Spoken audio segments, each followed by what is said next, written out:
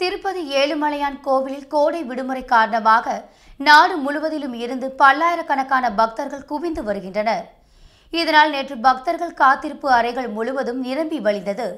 மேலும் நேரடி இலவச தரிசனத்தில் வந்த பக்தர்கள் 7 கிலோமீட்டர் தூரம் வரிசையில் காத்திருந்து தரிசனம் செய்தனர். திருப்பதியில் கடுமையான வெயில் கொளுத்தி வருகிறது. இதனால் குழந்தைகள் மற்றும் முதியவர்கள் கடும் வெயிலையும் பொருட்படுத்தாமல் தரிசனத்திற்காக பல மணி நேரம் காத்திருக்கின்றனர். பக்தர்களுக்கு தேவையான உணவு, குடிநீர் உள்ளிட்ட வசதிகளை தேவஸ்தான அதிகாரிகள் செய்து இருந்தனர்.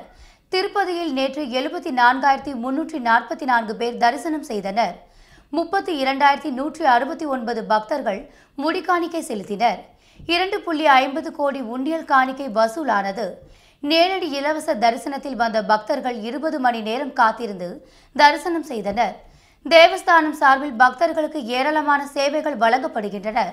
இந்த சேவை குறித்தும் அவற்றின் தரத்தை உயர்த்தவும் பக்தர்களிடம் கருத்து கேட்க வாட்ஸ்அப் முறையை தேவஸ்தானம் அறிமுகம் செய்துள்ளது.